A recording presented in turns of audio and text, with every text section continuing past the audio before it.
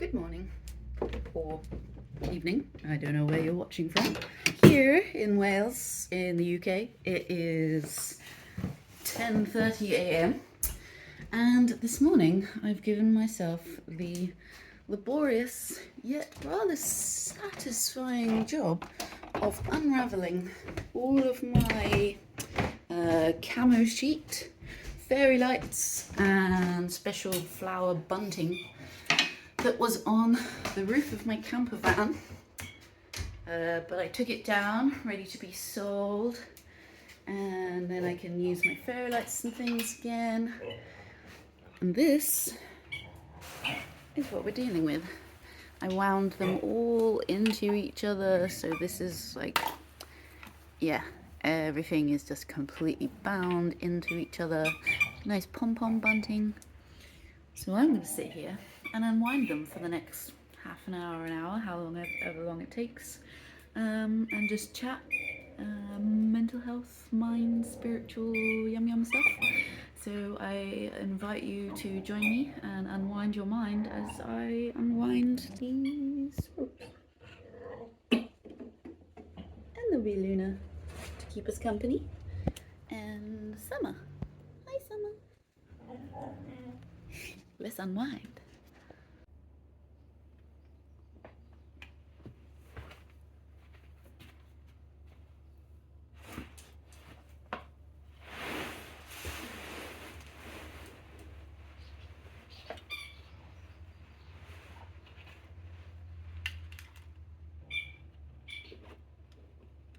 Yeah, so this was the ceiling in my camper van while we lived in there the past about 2 years, on and off, sometimes in little hostels or friends' houses, just for breaks in between. But yeah, we lived in my lovely van in forests and hillsides, on the moors, down in Cornwall on the coast. And yeah, it was a really lovely way to live. Very tasking at times, definitely, but worth it for the things you'll see and the things you'll experience, like your body clock becoming so in sync with like the natural light and dark, the temperature of the day. Like you start to sense when it will rain because you feel the pressure, and I don't know, it's just a lot different from living in a house. There's like, your senses are just way more intact, and you don't feel like you need as much stimulation when you're out in, like, actually just listening to nature, because I don't know, it's like there's already a constant sound and a constant movement in the trees moving, birds tweeting and flapping, and that pleases your eyes enough that they don't need a screen to look at. And I also believe that the forest is very good for your mind, because I think it protects from mobile signals, internet signals, things like this that are in the air, which I believe kind of can mask or distort more intrinsic things you would hear in your mind, in your psyche, in your body, because the noise of those heavy signals is covering it. So I always feel, I know you would feel extra calm going to a forest anyway, but I literally feel like pathways in my brain that aren't able to so much in a big city are actually more open, because there is less crap in the air, and I'm literally able to, yeah, expand my mind further or tap into things better because there's less noise. I love these solar panel fairy lights. They're so great because I had a relay battery in the camper van, but it was connected to so powered by you driving. But because I was living very cheaply, you know, didn't want to drive too much. Actually, the whole point of the van was that I don't need to drive as much because my whole house is with me. So I found that the relay ran out of battery quite quickly because I wasn't driving enough. So I wouldn't have electric in the van. And yeah, I would find it very humble to have just enough charge from some fairy lights to have a little bit each evening, just to read, you know, with cute little solar lamps. And then that's it really. And then almost to honor, you know, it's getting dark now, we wind down, and I would just sit and do meditation or just thinking and watching, you know, the sunset, the light die. And yeah, I think it was very, very good for me. It's almost like when you're in a house and you're in society, you feel like you need to fill your time with something, or that you should be doing something like everyone else. I don't know. But yeah, it's different when you're out in a different kind of environment of more just nature. I don't know. This is a cute bunting, like felt flowers. I'll be glad to get this one free.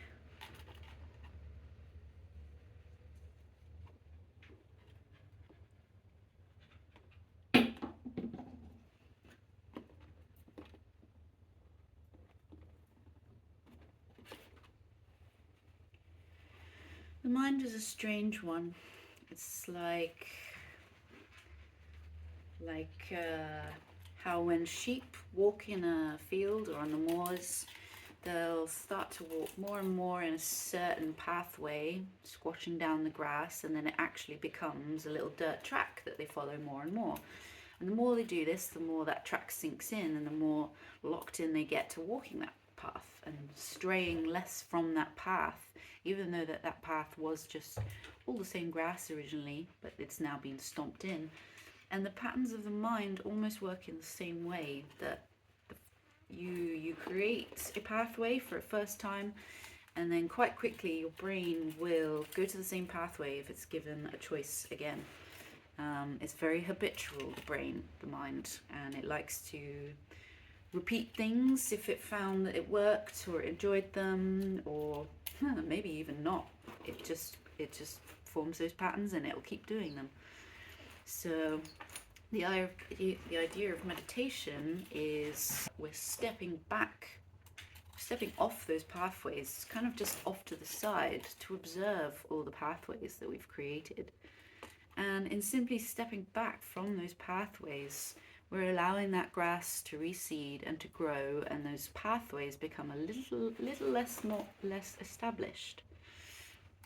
And I really think this is the key of what meditation is. Like, a lot of people think maybe, I don't know, it's sitting still and quietening your mind. But I find it more to be a sense of listening and a sense of stepping back behind your thoughts, just observing them, just listening to them. And each time you step back, you'll feel this sense that, so you'll step back behind your thoughts, and then you're listening for a while, maybe it's gone quiet, and then suddenly you realize you're thinking again. Oh, and you step behind that thought. And perhaps this thought channel was slightly different from your normal thoughts. It was a bit more abstract, or a bit more profound, or a bit more appreciative. And then you clock that you start thinking again, and you step behind this thought plane, and then you might come to an even more profound plane of thought. And that's the kind of, yeah, you're shaking up, you're distorting those pathways and almost creating new pathways purely by stepping off the paths again and again. Stepping out of the rat race. Unwind, unwind your mind. That'd be a good song. I wonder where the end is. I'm hoping it's soon. Of this piece. Oh, there it is. Oh, that makes life easier. Now we can unwind from this end. This is a good metaphor as well, actually, for trauma that you may have in your mind. And I see trauma almost like a knot, like a muscle that's knotted.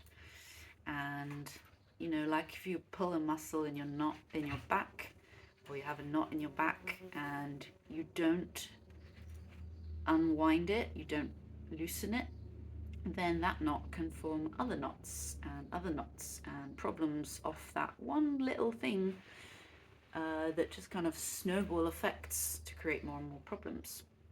And trauma in the mind is a similar kind of thing, where something in your past created a knot in your mind that causes stress, tension, pain, emotionally. And if we don't tend to this and give it like sports massages and help unwind it, it will cause the rest of the body to compensate and, yeah, cause almost further like misalignment. So, yeah, if you have trauma, almost like a bad wound, a bad cut, you would tend to this wound. You would put ointment on it, dress it, and daily come back to it, air it, check it, see how it's doing, and redress it. And yes, that would be a little bit painful each time you tended to it, but you know, in the grand scheme of things, that is healing it. And if you just left it, it could infect and it could get really bad and spread to the rest of your leg, and you know, get your whole leg cut off. So that's the same kind of process, that we tend to something so that it doesn't become a problem. Oh my god, we nearly done it. Yay! That is one fairy light pack free. I don't think this works at the moment. I think it needs some sunlight. It's been in the dark too long. But that's one pack done. What should we work on next? I think the stars are going to be freaking hard. I might go for pom-poms or flowers. Yeah, let's do flowers.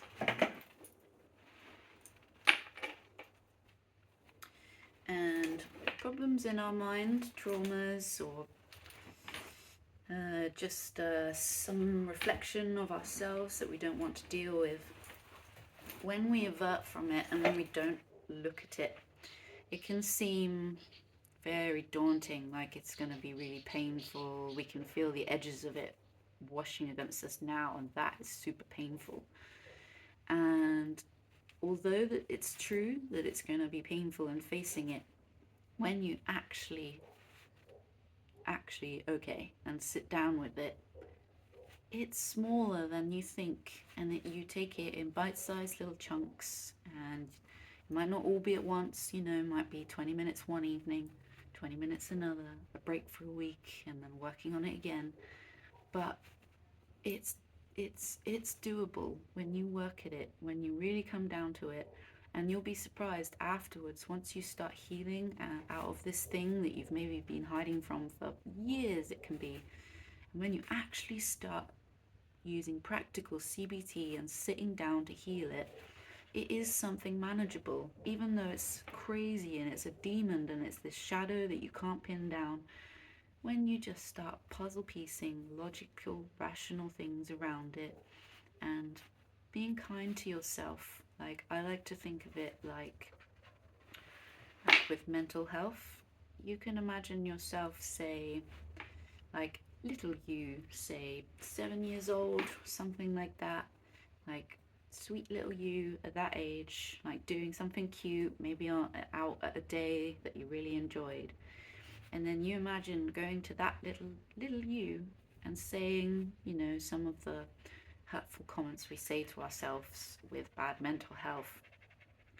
And if you imagine saying that to that you, it's quite a revelation, because like you would never say that to a little child, and it almost shocks you to think, oh wow, how could I be talking so meanly to someone like such a like innocent little soul? And really, that's what we are. And that realization, I don't know, for me, it triggered a, like, suddenly being a lot kinder to myself, because I realized how mean I'd got to myself in my head. So now I like to think of little me often and check in with her.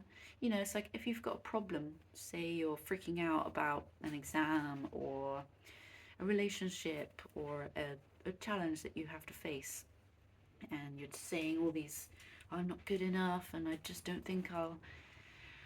And then, so come to yourself with that stress, like an adult you to the child you that's worried, and say, hey, you know, like you would a child that's worried, you just try your best, and if it doesn't work this time, that's fine. You can try again, or, you know, be kind to yourself.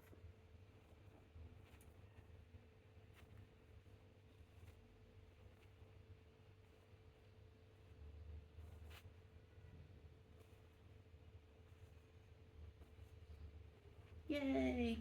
That one was easy. Pom poms.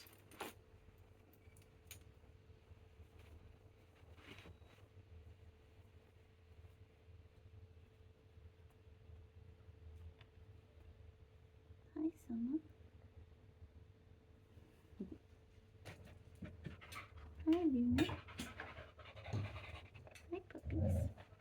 They like the smell because it reminds them of the van that we used to live in.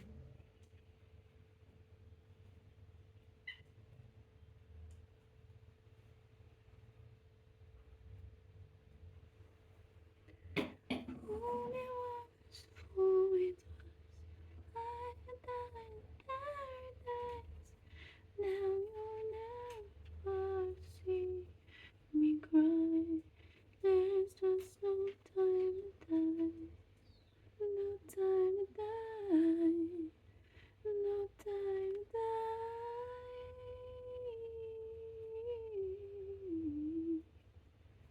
There's just no time to die. Bit obsessed with that Billie Eilish song at the moment. It's the intro that gets me. It's like so powerful straight away.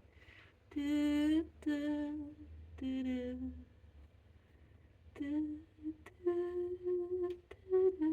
I can't do it justice. I am excited to start doing more of my own singing soon, though. You can see my whole first album that I made. That's called Resisting Translation. That's out on YouTube and Spotify and all the things now. But yeah, I'm excited to start the next album. All of the lyrics are ready to go. And yeah, I've just been waiting for a piece of equipment that I especially want to work with, waiting to have the funds to get it. And then boom, we'll be into a new album.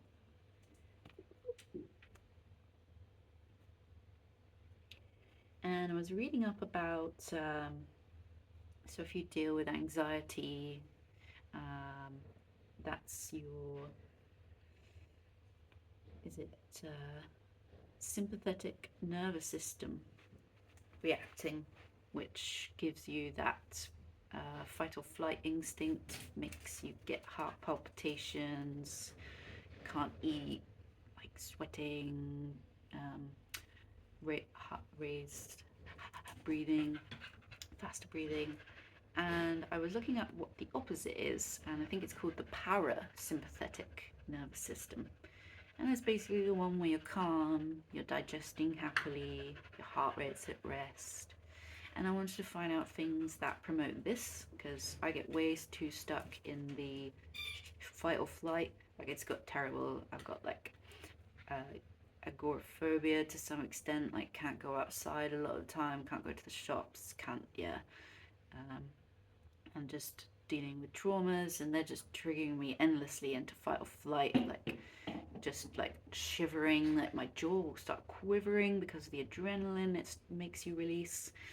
Yeah, so I looked up the opposite, the parasympathetic nervous system, and you can activate this by singing.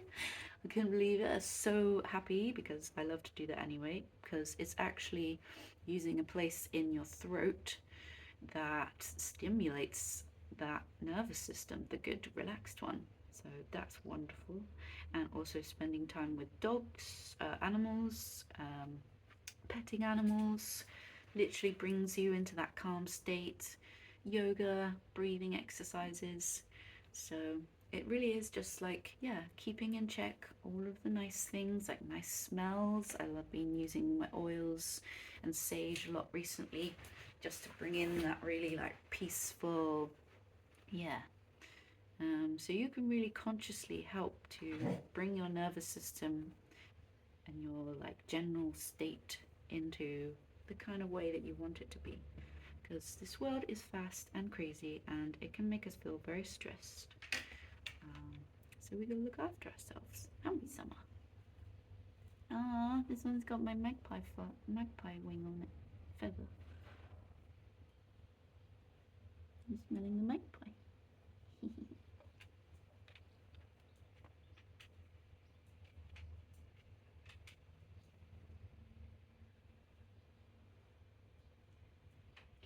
There's just no time.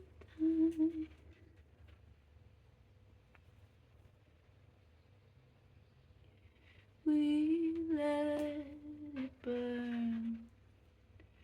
You're no longer my concern. You were my life, but life is far away from fair. Was I stupid to love you? Was it reckless to help?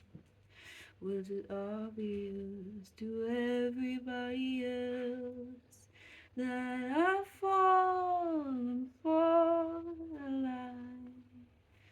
You were never on my side. Fool me once, fool me twice. I had died a paradise. Now you'll never see me cry. There's just no time to die. No time to die. No time to die.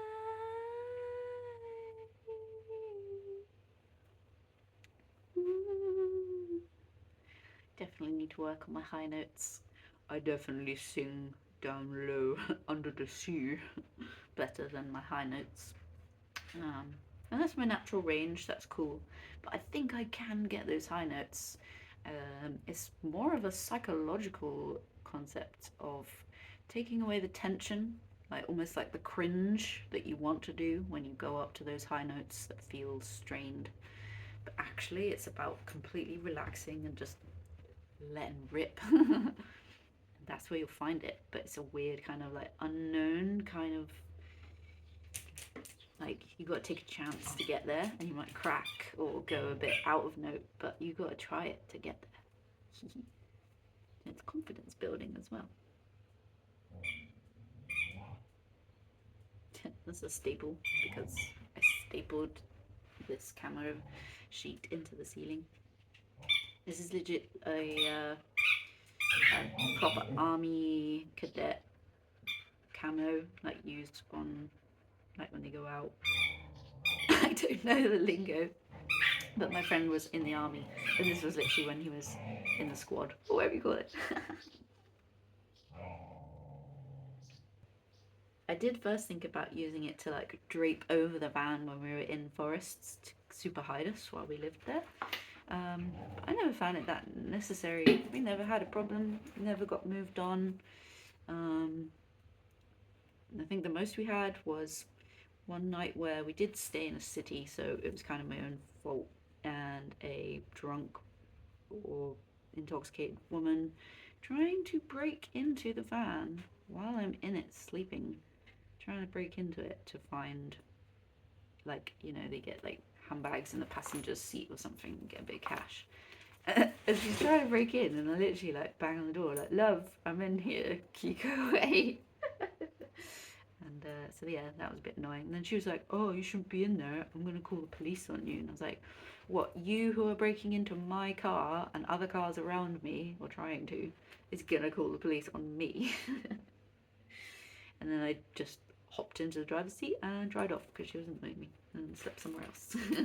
Because that's the beauty of living in a van, and part of the reason that I wanted to be in one for a while, because I don't know, I'm on quite a mission of truth and respect and yeah, between humans, and if I don't feel that, then I'm inclined to tell the person, try and work through it, see if we can find like balance and harmony, and if not, you know, quite a lot of time I will decide to move on, because we don't need to stay in toxic relationships. I've had enough of those in my childhood and previous relationships and things, and I just don't need that no more. So this one is basically done. It's got like one last little loop to this one, so I can't free that part yet, but apart from that, he is free. This is actually going quicker than I thought it'd be. Oh.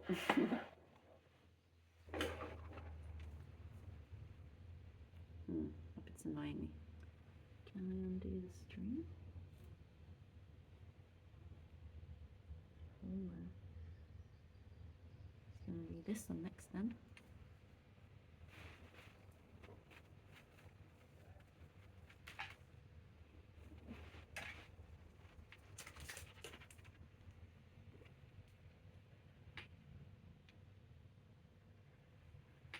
The new album that I'm going to be making is called Mantra.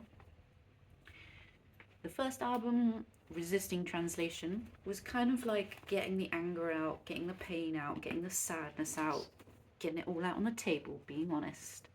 And now that I've got all that sludge out, well, there was some beautiful tracks in there as well.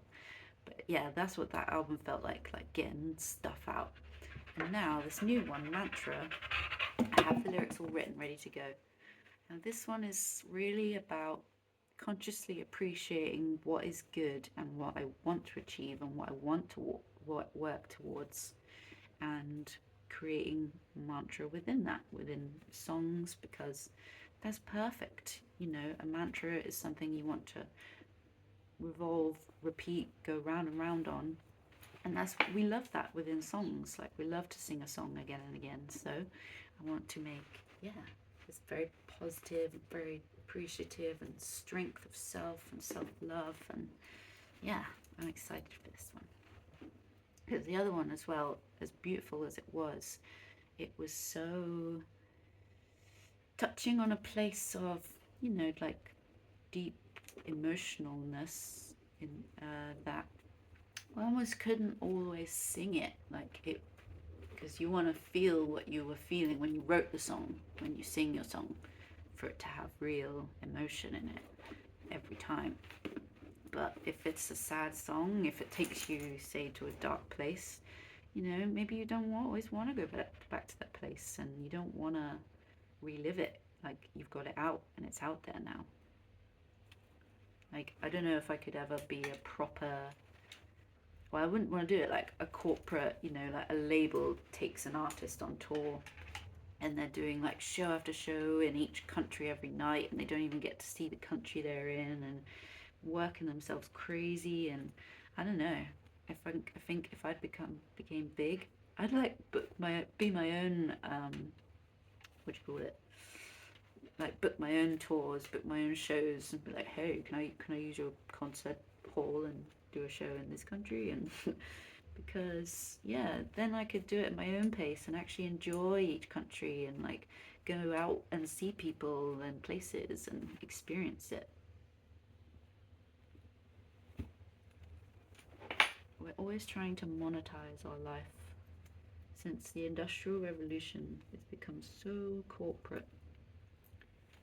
And I just feel like I'm constantly unraveling that, constantly trying to get away from that. Let's monetize everything, let's make everything a business, let's make everything something that we can make money out of. Because at the end of the day,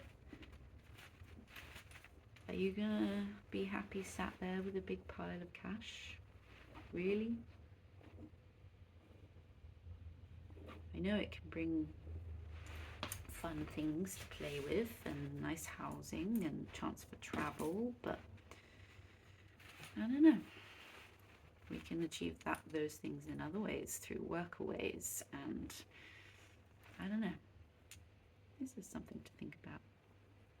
Like, still using money, but money not being the goal, money being the tool, or one of multiple tools that can bring us to a goal of choice.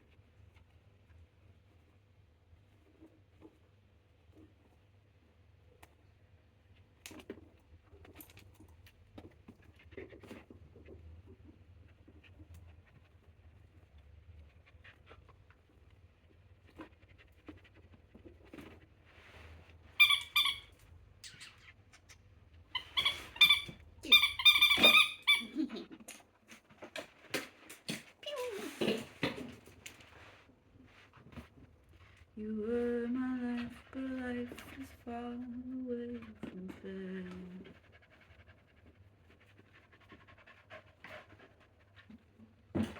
It's powerful when a song can get caught in your head. Just go round and round. Just like sometimes it'll just be one little sentence. Or just like a few words of it. It just goes round and round and round. Your brain loves it.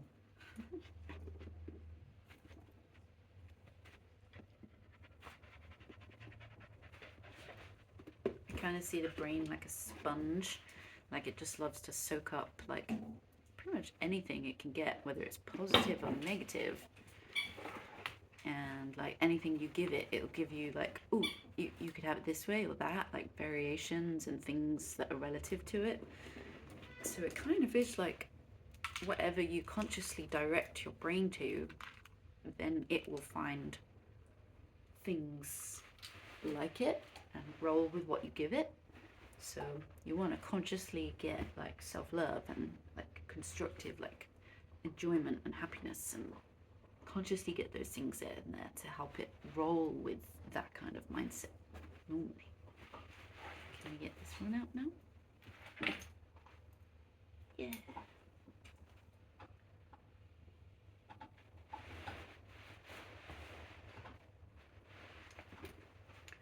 Now it's the stars. These ones are going to be hard because they're like keep catching each other. Can we find the end?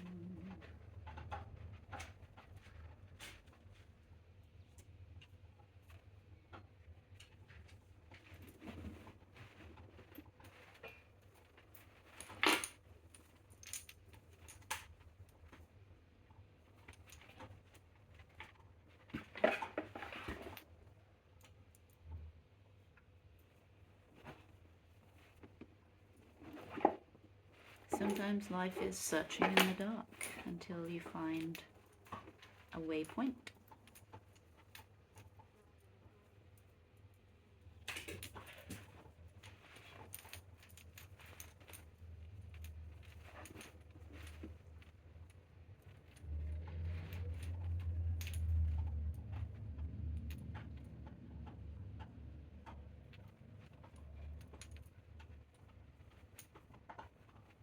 Ooh, this might be it, maybe.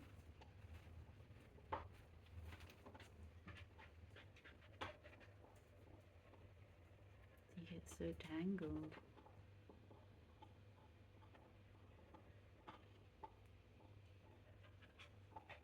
It's like when you put headphones in your pocket and you swear you don't move them, and then you just take them out a second later and it's like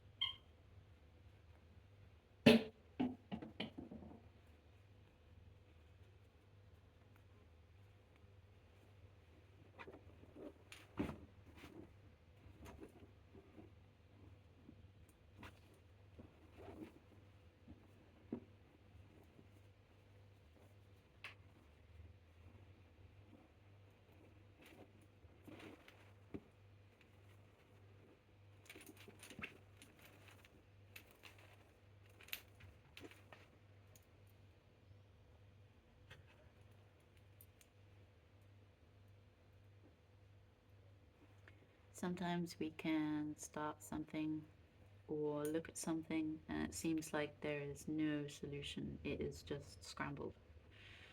But you just focus in on one part, tidy what you can see in that moment, and just work in small parts. And you might not feel like you're achieving anything, but you just keep working at it, and it will be unraveling to some extent. And then at some point, all of a sudden, you'll see a clear, there's the end, or yeah, something you can work with.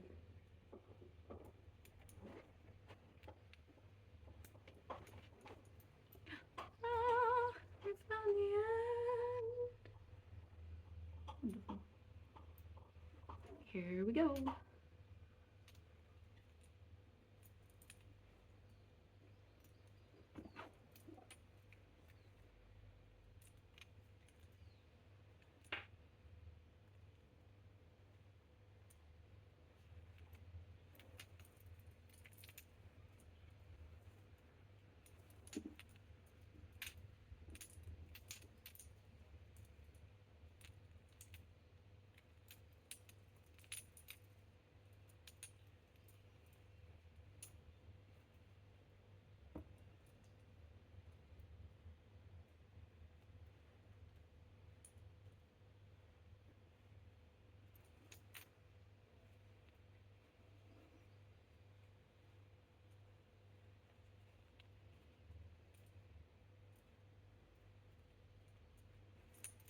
Little by little.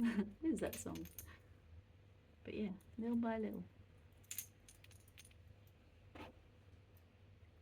It's like almost sometimes you need to come away from the bigger picture to actually achieve solving the bigger picture. To achieve that bigger picture, it's actually lots of small, tiny movements to create the concept of a bigger picture.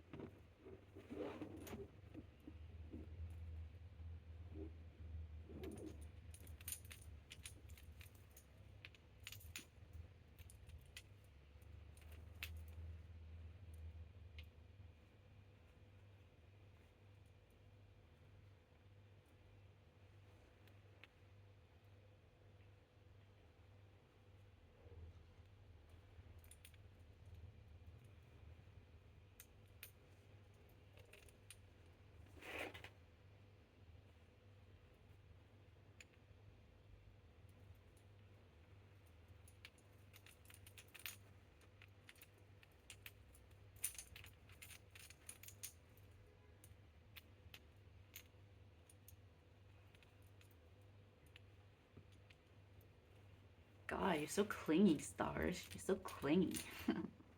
You love clinging to each other.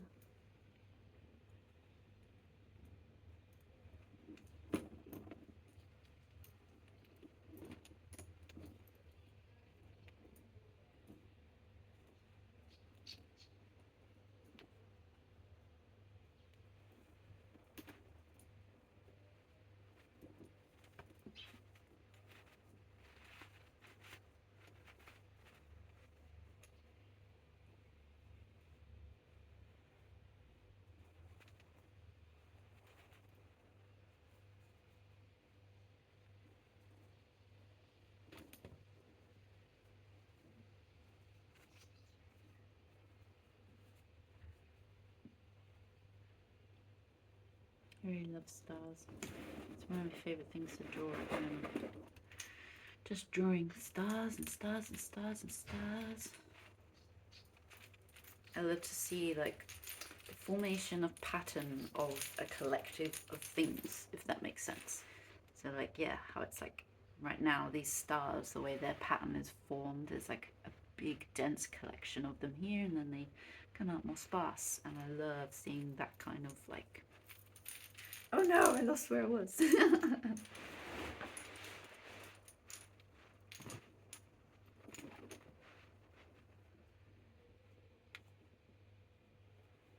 It's getting a bit complex now. I need like all my brain power.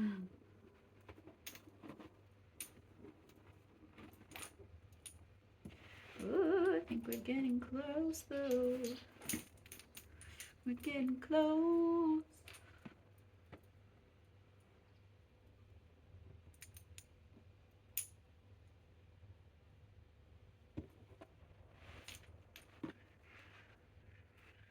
Oh, I can't believe it. Doing well. See? And then just through focusing on small little, just undo this star, undo this star. That looked really daunting at first, but just by focusing on each little piece, not thinking about the whole process, it's actually nearly done, and it didn't feel too hard.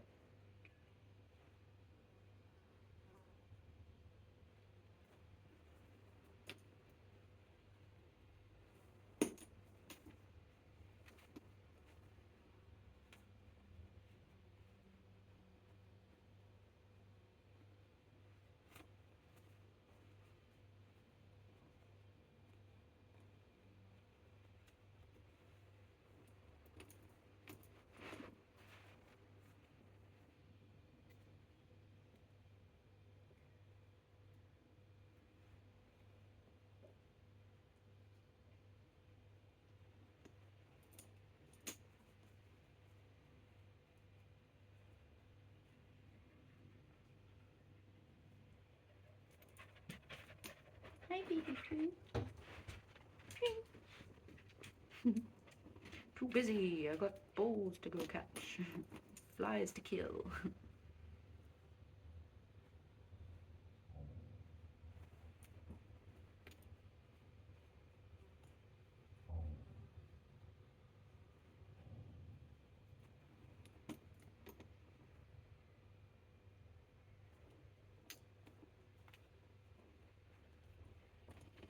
I kind of like monotonous chores and tasks like this because, yeah, I feel like subconsciously it makes me sort out my mind and unravel and tidy my mind at the same time without so daunting as, you know, directly focusing on mental health.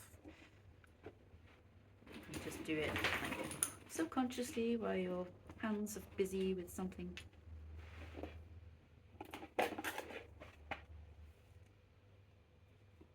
Wow, we're nearly done it.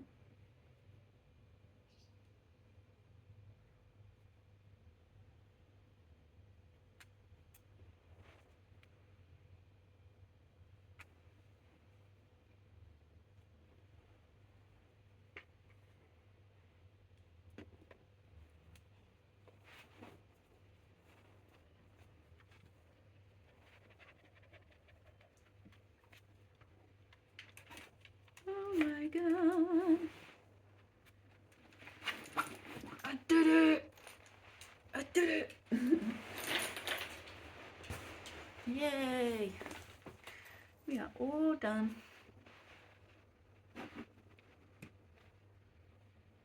That was way easier than I imagined. I hope you enjoyed, and I hope you found that satisfying and that your mind unraveled a little and came out of its normal pathways and considered something slightly different just because, yeah, variety is the spice of life. And we should keep enjoying and keep doing new things and, yeah, enjoying this gift that life has brought us. Ooh, yay. Now I have fairy lights and pom-poms and nice things to put in my house. Thanks for watching.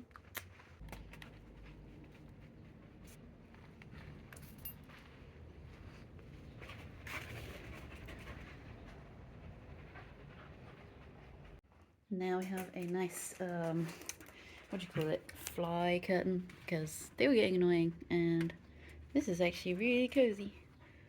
I like it.